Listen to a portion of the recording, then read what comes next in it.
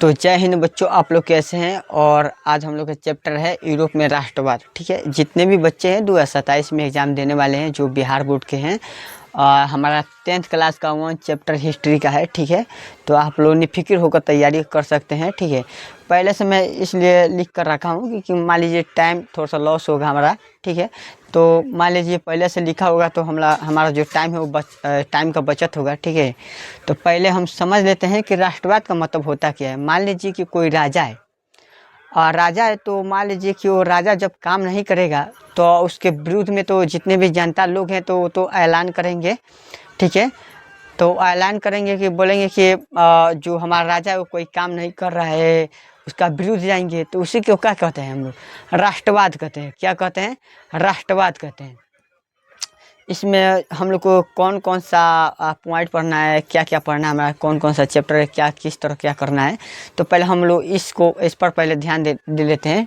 पहले देख लीजिए, पहले हम देखेंगे कि फ्रांस, उसके बाद ऑस्ट्रेलिया, उसके बाद इटली, उसके बाद जर्मनी, उसके बाद डेनमार्क। फ्रांस की क्रांति हम लोग का 9th क्लास में ही पढ़ना है। ठीक है, देखिए 9th क्लास में जब पढ़ना है तो मान लीजिए कि यहाँ पर जब तक हम नहीं पढ़ेंगे तब तक हमको आगे का चैप्टर समझ आने वाला नहीं है। तो प्लीज़ आप लोग चिंता न लीजिए। ठीक है, सब हो जाएगा। उसके बाद देख लेते हैं कि फ्रांस की क्रांति में हम लोग का कौन कौन सा क्रांति महत्वपूर्ण है। ठीक है, तो पहला हम लोग देखेंगे कि 1789 का क्रांति, उसके बाद 1830 की क्रांति, उसके बाद 1848 की क्रांति हम लोग को पढ़ना है क्योंकि ये तीनों बहुत क्या है, महत्वपूर्ण है। ठीक है, उसके बाद देखेंगे सम्राट। सम्राट मतलब होता है क्या? शासक। शासक होता है बाबू, क्या होता है? शासक होता है। जैसे उस शासक में हम क्या पढ़ेंगे? लुई 16वां के बारे में पढ़ेंगे। उसके बाद नेपोलियन बोनापार्ट के बारे में पढ़ेंगे। इसी में पढ़ेंगे वियना का संधि। क्या? वियना का संधि, क्योंकि बहुत महत्वपूर्ण चैप्टर है। हर साल सवाल इसमें से पूछता है। ठीक है, और हम लोग छोड़ देंगे तो हम लोग को कुछ भी समझ नहीं आएगा। ठीक है, फिर यहाँ पर पढ़ेंगे कि लुई 18वां के बारे में हम लोग पढ़ेंगे। लुई 18वां के बारे में पढ़ेंगे। उसके बाद चार्ल्स के बारे में पढ़ेंगे। उस समय चार्ल्स राजा था तो उसका प्रधानमंत्री कौन था? तो पोलिगनेक था। कौन था? पोलिगनेक था। ठीक है, फिर लुई फिलिप के बारे में पढ़ेंगे। तो लुई फिलिप का प्रधानमंत्री कौन था? गीजो था। कौन था? गीजो था। ठीक है, थोड़ा सा यहाँ पर हम लिख देते हैं कि इसको कब पढ़ना है। ये कब हुआ था? 1789। ठीक है, कब हुआ था? ये 1789। फिर हम यहाँ पर देख लेते हैं ये जो चार्ल्स जो चार्ल्स है, चार्ल्स ये कब हुआ था? एक मिनट थोड़ा सा रुकिए, मार्कर बदल ले।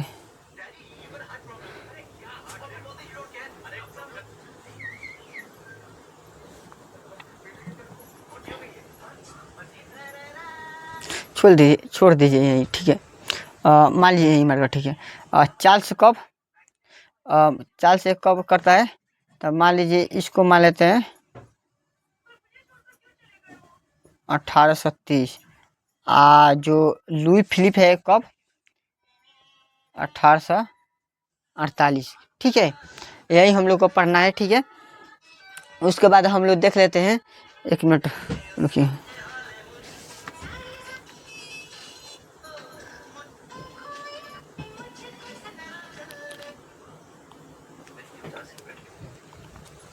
ठीक है, उसके बाद हम देख लेते हैं कि इटली और जर्मनी का एकीकरण। क्या? इटली और जर्मनी का एकीकरण। ठीक है, इटली और जर्मनी के एकीकरण हम पढ़ेंगे। पहले आप देखेंगे कि मेजनी। ठीक है, उसके बाद देखेंगे कि विक्टर एमेनुअल के बारे में देखेंगे हम लोग। और उसके बाद जो विक्टर एमेनुअल था उसका प्रधानमंत्री कौन था?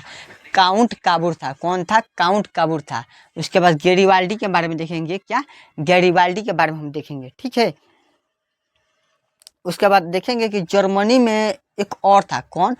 जर्मनी में कौन था? एक बिस्मार्क था। कौन? बिस्मार्क। कौन था? बिस्मार्क। ठीक है, जर्मनी में कौन था? एक बिस्मार्क था। ठीक है, इसके बाद हम देखेंगे कि यूनान में राष्ट्रीय आंदोलन। क्या? यूनान में राष्ट्रीय आंदोलन। तो उसके अब यही जो हमारा एक और महत्वपूर्ण चैप्टर बन गया यूनान में राष्ट्रीय आंदोलन। उसके बाद हम देखेंगे कि फिर अब फ्रांस की क्रांति के बारे में हम लोग समझेंगे। ठीक है, तो फ्रांस की क्रांति के बारे में हम लोग समझते हैं कि 1789 में फ्रांस का क्रांति हुआ बाबू। उस समय उस वहाँ का सम्राट कौन था? लुई 16वां था। कौन था? लुई 16। लुई 16वां का पत्नी का क्या नाम था?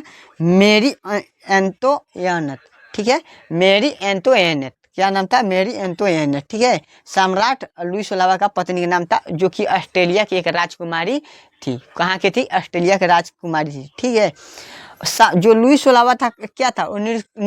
क्या था? निरंकुशवादी और रूढ़िवादी प्रतिक्रियावादी था वो। मतलब बहुत घटिया किस्म का वो राजा था। वो सिर्फ आप शासन करना जानता था, लेकिन लोगों को क्या चाहिए क्या नहीं चाहिए इससे कोई उसका मतलब नहीं था। ठीक है, तो उसी को हम क्या कहते हैं? निरंकुशवादी और रूढ़िवादी या तो प्रतिक्रियावादी। ठीक है, फिर हम देखेंगे कि सिर्फ दो लोगों को वैल्यू देता था। कौन कौन थे? पादरी और कुलीन। क्या? पादरी और कुलीन।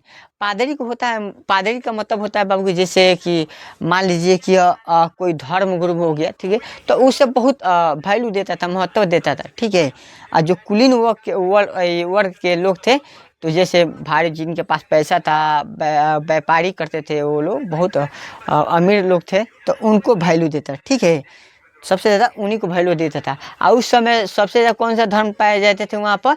ईसाई धर्म पाए जाते थे। कौन? ईसाई धर्म। ठीक है, इतना हम लोग का कंप्लीट है। ठीक है, अब उसके बाद हम चलते हैं कि जब अब लुई 16वां जब अति, मान लीजिए कोई राजा अति कर देगा, तो वहाँ के लोग क्या करेंगे? जुलूस उठाएंगे, तोड़ फोड़ करेंगे, राजा के खिलाफ आक्रमण करेंगे, कुछ भी कर सकते हैं। ठीक है, तो क्या किए वहाँ के लोग, जहाँ वहाँ के लोग थे, क्या किए कि जो लुई 16वां था और उसके पत्नी को क्या किया? एक कटघरे में, एक जेल में बंद कर दिया गया। ठीक है, और दोनों के क्या कर दिया गया? काट दिया गया, उस दोनों को मार डाला। ठीक है, तो जब लुई 16वां को मारा गया था, तो उस समय कौन समय था? 1793 में। क्या? 1793 में उसका मृत्यु हो गया। क्या? मृत्यु हो गया। ठीक है, लुई 16वां को। और उसका जो उसका पत्नी थी, उसको भी मार दिया गया। ठीक है, क्या? मार दिया गया। ठीक है, उसके बाद फिर हम देखेंगे कि यहाँ पर मान लीजिए कि कोई गद्दी छोड़ेगा, तो उसके बाद फिर तो उस गद्दी को संभालने के लिए तो कोई तो आएगा ना। तो उसके बाद क्या है? देखेंगे कि नेपोलियन बोनापार्ट गद्दी संभालने के लिए आया। ठीक है, नेपोलियन बोनापार्ट का जन्म हुआ 15 अगस्त 1769 में, जबकि उसका बचपन का नाम था क्या? नेपोलियन दी बोनापार्ट था। क्या? नेपोलियन दी बोनापार्ट था। ठीक है, और 1789 में फ्रांस के राजनीतिक में वो आया। ठीक है, और 18 मई 1804 में सम्राट बना और एक कानून बनाया, जिसे नेपोलियन संहिता कहा गया। क्या? नेपोलियन संहिता कहा गया। एक कानून बनाया। ठीक है, और कानून बनाया कि जिसमें जो समानता का अधिकार था उसे हटा दिया गया। जो मतलब बुरे बुरे खराब जो उसमें अधिकार था, जो संविधान में कानून था, उसे क्या कर दिया गया? हटा दिया गया। ठीक है, और वो अपने तरीके से हर एक प्रकार के अलग अलग एक कानून बनाया, जिस कानून को सभी वहाँ के जनता और हर एक आदमी लाभ उठा सके, कि हाँ, सभी का कानून समान व्यवहार होगा, और समान शिक्षा मिलेगा, और समान आदान प्रदान होगा। ठीक है, तो उसने यह काम कर दिया नेपोलियन बोनापार्ट ने। ठीक है, लेकिन होता है ना कि मान लीजिए सिर्फ अपने राज्य में, अपने देश में विस्तार होता है, तो सोचता है आदमी कि क्यों नहीं कि जो अगल बगल के देश हैं और अगल बगल के राजा हैं, बोले राज्य हैं, तो उससे भी हम अपने तरह विस्तार करें, और वहाँ पर भी हम अपना कानून लगाए। ठीक है, तो वही बात हुआ। लेकिन हुआ कि जैसे कि कुछ देश थे कि फ्रांस के विरुद्ध थे। ठीक है, तो फ्रांस के विरुद्ध थे, तो लेकिन एक युद्ध हुआ, जिस युद्ध का नाम था वाटरलू का युद्ध। ठीक है, जो 18 जून 1815 में हुआ। और हुआ तब जब उस समय फ्रांस क्या था? अकेला था। फ्रांस क्या था? अकेला था, और उसके विरुद्ध में कौन कौन देश थे? रूस, ब्रिटेन, पारसा, ऑस्ट्रेलिया और हंगरी थे। कौन कौन थे? रूस, ब्रिटेन, पारसा, ऑस्ट्रेलिया, हंगरी थे। ठीक है, वो मान लीजिए अब कहाँ, एक तरफ 4-5 देश और एक तरफ फ्रांस। ठीक है। फ्रांस का राजा उस समय कौन था? Napoleon Bonaparte. और नेपोलियन बोनापार्ट कौन था उस समय? फ्रांस का पहले सेनापति रहता था, ठीक है। वो फ्रांस का पहले सेनापति होकर पहले रहता था, और बाद में वो 1804 में ठीक क्या हुआ? सम्राट बना, ठीक है। वह क्या कर दिया कि पूरे चारों पांचों देश मिलकर फ्रांस पर आक्रमण करने लगे, और वहाँ के जो नेपोलियन बोनापार्ट था उसे क्या कर दिया गया? उसे पकड़कर एक द्वीप पर रखा गया, जिस द्वीप का नाम था सेंट हेलेना द्वीप, जो कहाँ पड़ता है? दक्षिण पश्चिमी अटलांटिक में पड़ता है, ठीक है। और उसे वहाँ पर भूखे प्यासे रखा गया, और सन 1821 में 52 वर्ष के उम्र में नेपोलियन बोनापार्ट का मृत्यु हो गया, ठीक है। मृत्यु हो गया, और जो उसका जितना भी उसका कानून अधिकार था उसे क्या कर दिया गया? ख़त्म कर दिया गया। और ये क्या कर दिए? ख़त्म करने के बाद उसके बाद अपने तरफ से अपने हिसाब से यहाँ पर कानून चलाने लगे, और दूसरा यहाँ पर राजा आकर विस्तार हो गया, ठीक है। इसके बाद हम पढ़ेंगे कि वियना के संधि। क्या वियना के संधि? वियना के संधि कब हुआ? 1815 में हुआ। कब? 1815 में हुआ। और उसका अध्यक्ष कौन था? कौन था अध्यक्ष उसका? तो ऑस्ट्रेलिया के कौन था? ऑस्ट्रेलिया के चांसलर मेटरनिक था। कौन? चांसलर मेटरनिक था, ठीक है।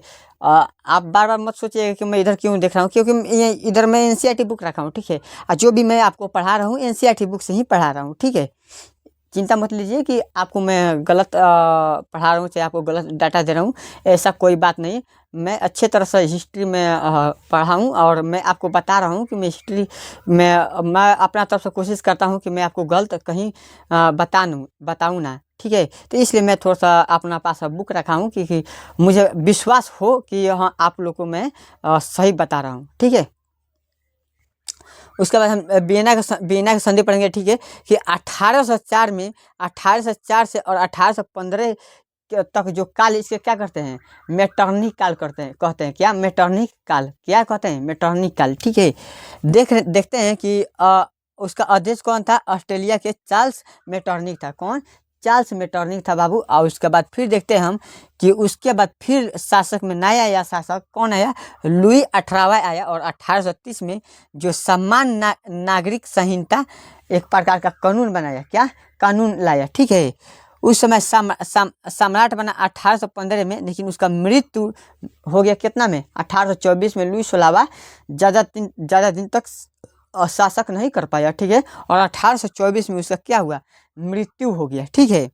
फिर उसके बाद नया सम्राट, मान लीजिए कि वो तो मरेगा, तो कोई आकर फिर सम्राट बनेगा, ठीक है। फिर दोबारा वहीं उसी जगह पर फिर कौन आया नया में? नया सम्राट में कौन आया? चार्ल्स एक्स आया। और उसका प्रधानमंत्री कौन था? पोलिग्रेक था। कौन था? पोलिग्रेक था। कौन? पोलिग्रेक, ठीक है। उसका नियम भी था, ठीक है। अभी उसके बाद पहले हम देख लेते हैं कि 25 जुलाई 1830 में एक नियम बनाया, ठीक है। और उस नियम के विरुद्ध दोनों बहुत खतरे थे, बहुत रूढ़िवादी व्यक्ति थे दोनों। जो राजा था वो, और उसका प्रधानमंत्री था, क्योंकि ये दोनों का विचार बहुत घटिया था, ठीक है। तो इन लोगों ने नियम बनाया कि जितने भी पहले से जो नेपोलियन बोनापार्ट के समय जो जितने भी कानून थे, जो जितने भी अच्छे कानून थे, समानता का अधिकार, जो भी ये थी था, जो खराब था, फिर दोबारा ये लिया दिया, ठीक है। और जो बढ़िया जो कानून उस समय बनाया था, शिक्षा का अधिकार, समान अधिकार, ठीक है। संवैधानिक तौर तरीका से काम करना, जितने भी बढ़िया अधिकार था, इसे क्या कर दिया? खारिज कर दिया, हटा दिया हमेशा के लिए, ठीक है। उसके बाद ये अपना कानून, अपना नियम बनाया, ठीक है। उसके बाद फिर देखते हैं कि 26 जुलाई 1830 में समाचार पत्र में एक खबर आया कि इन लोगों ने एक नियम बनाया है, और हमारे खिलाफ जो जनता है, जनता के खिलाफ नियम बनाए हैं कि जनता को इस तरह हमको कंट्रोल करना है, क्या करना है, क्या नहीं करना है। और जनता को मालूम चल गया, और जनता को जब मालूम चला तो जनता के अंदर क्या हुआ? आक्रोश आ गया। उन लोगों ने गुस्सा में आकर तोड़ फोड़ करने लगे। जैसे ही इन लोगों का पता चला कि जो चार्ल्स एक्स था और जो पोलिग्रेक था, वो जैसे ही पता चला तो 31 जुलाई 1830 में ये दोनों प्रधानमंत्री और इसका राजा और प्रधानमंत्री दोनों ही छोड़कर कहाँ भाग गए? इंग्लैंड भाग गए, ठीक है। इंग्लैंड भाग गए, जो चार्ल्स एक्स था और जो पोलगेनेक था वो दोनों क्या कर दिए, क्या किए, इंग्लैंड भागिए। ठीक है, उसके बाद हम देखेंगे कि उसके बाद फिर एक नया वंश बना, ठीक है, जिसको हम बोलते हैं बुर्बो राजवंश। ठीक है, जो बुर्बो राजवंश है। ठीक है, उसका स्थापना देखते हैं कि संवैधानिक राजतंत्र राजतंत्र आर्यस वंश से हुआ था। और उस समय उसका राजा कौन था, वहाँ का लुई फिलिप बना। कौन, लुई फिलिप। और लुई फिलिप का जो प्रधानमंत्री कौन था, गीजो था। कौन था, गीजो था। ठीक है, फिर देखेंगे कि 1848 के क्रांति में, ठीक है, 1848 के क्रांति फिर हुआ और पूंजीपति लोगों को समर्थन में नया राजा लाया गया, जिस राजा का नाम था लुई नेपोलियन। क्या, लुई नेपोलियन। ठीक है, और 1848 से लेकर 1871 तक अभी ये चलता रहा। ठीक है, उसके बाद हम देखेंगे कि फिर अब इटली का एकीकरण हम समझ लेते हैं कि इटली का एकीकरण, इटली का एकीकरण 19वीं शताब्दी में आरंभ हुआ। उसके किसके द्वारा आरंभ हुआ, मेटरनिक के। ये बहुत चुतिया आदमी था मेटरनिक। ठीक है, तो इसके द्वारा ही आरंभ हुआ और संगठन, उसका संगठन बनाया कि एक कार्बोनारी का नाम से एक संगठन बनाया, जो कि 1820 में। और फिर जन्म हुआ जोसेफ मेजनी का। कब, जोसेफ मेजनी का एक और शासक आया वहाँ पर। ठीक है, इटली का एकीकरण जब हुआ था तो वहाँ पर एक आया और व्यक्ति जिसका नाम था क्या, जोसेफ मेजनी। ठीक है, जो कहाँ का रहने था, कहाँ का रहने वाला था, जिनेवा के। कहाँ के, जिनेवा का रहने वाला था। और उसका जन्म हुआ और 1805 में। ठीक है, 1805 में। और उसके बाद देखते हैं कि फिर 1831 में एक और संगठन बना, जिसका यंग संगठन नाम धरा, यंग इटली संगठन नाम धरा गया। ठीक है, और उसके बाद फिर एक और संगठन बना कि 1834 में कि यंग यूरोप। ठीक है, और वहाँ के जब वहाँ पर कोई राजा और कोई काम नहीं करेगा तो मान लीजिए तो कोई पूरा जितना भी पैसा मुद्रा धन दौलत है सब वहाँ का सम्राट जो शासक है पूरा घोटाला करेगा, तो वहाँ के लोग क्या करेंगे, भूखे थोड़े मरेंगे। भूखे से मरने से मतलब मतलब है कि इससे बढ़िया है कि राजा से हम लड़े। ठीक है, राजा से लड़े और अपना हक मांगे। ठीक है, उसके बाद देखते हैं कि यंग जब 1834 में यंग यूरोप में जब एक ये हुआ, युद्ध हुआ। ठीक है, उसके बाद ये संगठन बना। उस समय एक राजा के खिलाफ षड्यंत्र रचा गया। ठीक है, तो उस समय विक्टर इमैनुअल उसका राजा था। कौन, राजा था। ठीक है, जो विक्टर इमैनुअल था, कौन, एक राजा था जिसका प्रधानमंत्री कौन था, काउंट काबूल। कौन, काउंट काबूल। 1849 में सार्डिनिया का युद्ध हुआ। क्या, यहीं पर इसी विक्टर इमैनुअल कांट के बाद जो जिसका प्रधानमंत्री कौन था, काउंट काबूल। और 1849 में एक लड़ाई हुआ, जो युद्ध हुआ, जो कि सार्डिनिया का युद्ध कहा गया। क्या, सार्डिनिया का युद्ध कहा गया। और उसी समय 1849 में, ठीक है, 1849 में सार्डिनिया एक नाम का नीचे और एक बड़ा द्वीप था और एक ऊपर था। ठीक है, पीडा माउंट। ठीक है, तो उस समय सबसे ज़्यादा यहीं पर लोग रहते थे। ठीक है, यहीं पर सबसे ज़्यादा जो भी राजा शासक था यहीं पर शासक करता था। ठीक है, उसके बाद काउंट काबूल ने फ्रांस में, ठीक है, 1853 से लेकर 1854 के बीच, 1853 से लेकर 1854 के बीच में एक क्रीमिया युद्ध हुआ, जिसमें कौन कौन शामिल था। अब मान लीजिए ये बहुत होशियार था, ये चाहता था कि फ्रांस पर कब्जा करना। क्या, फ्रांस पर कब्जा करना, जो काउंट काबूल था। ठीक है, लेकिन तो वो तो सामने से तो कब्जा नहीं कर पाएगा, क्योंकि मान लीजिए सामने से कब्जा करेगा तो वहाँ पर जितना भी लोग जनता है तो भारी पड़ जाएंगे राजा पर। ठीक है, तो क्या किया उसने, सोचा कि हम क्यों नहीं मैं रूस से जाकर मदद लूँ। तो रूस से तो डायरेक्ट मदद नहीं ले सकता, लेकिन उसी समय क्या हुआ, 1853 से लेकर 1854 के बीच में एक युद्ध हुआ, क्रीमिया के युद्ध, जो कि ऑस्ट्रेलिया और फ्रांस के बीच में हुआ। कौन, ऑस्ट्रेलिया और फ्रांस के बीच में हुआ। और इसी में फायदा उठा लिया कौन, काउंट काबूल। कौन, काउंट काबूल फायदा उठाया और उसी में अपना सेना बिना पूछे हुए फ्रांस की तरफ से लड़ने के लिए भेज दिया उसमें। ठीक है, तो देखा वहाँ के देखा रूस तो ये तो जो काउंट काबूल है उसका सेनापति है, ये मदद कर रहा है मेरा। ठीक है, तो उसने यहाँ पर हाथ मार लिया कि क्योंकि अब बिना पूछे मान लीजिए कि अब आपके पक्ष में हम आपके खड़ा हो जाएंगे बिना पूछे हुए, तो आप क्या सोचेंगे कि यही नहीं कि चलिए ये मेरे साथ खड़ा है, जो भी इसका जरूरत पड़ेगा तो हम भी इसके साथ खड़ा होंगे, ठीक है। यही चाहता था ये काउंट काबूल, ठीक है। फिर ऑस्ट्रेलिया फ्रांस के जब बाद में उसके दोनों के पक्ष में युद्ध हुआ, तो 1856 में एक पेरिस का संधि हुआ, ठीक है। और फ्रांस में नेपोलियन तृतीय राष्ट्रपति के रूप में 1859 से लेकर 60 तक ऑस्ट्रेलिया और पिरामाउंट के जब युद्ध हुआ ऑस्ट्रेलिया और कहाँ पिरामाउंट, तो उस समय फ्रांस क्या कर दिया, फ्रांस क्या क्या कर दिया, उसमें हस्तक्षेप करने लगा और अपना सेनापति लड़ने के लिए रूस क्या बोला फ्रांस अपने में मिलकर सेनापति मिलाकर और लड़ने लगे, ठीक है। उसके बाद हम फिर देख लेते हैं कि 22 फरवरी में इसका 22 फरवरी के इसका यही होगा 24, मान लीजिए इसको छोड़ देते, ये डाटा छोड़ देते हैं, ठीक है। उसके बाद फिर हम देखते हैं कि इसको मिटाना पड़ेगा, 40 पर हम लिख दे रहे हैं, ठीक है। इसके बाद देखते हैं हम कि गैरीबाल्डी क्या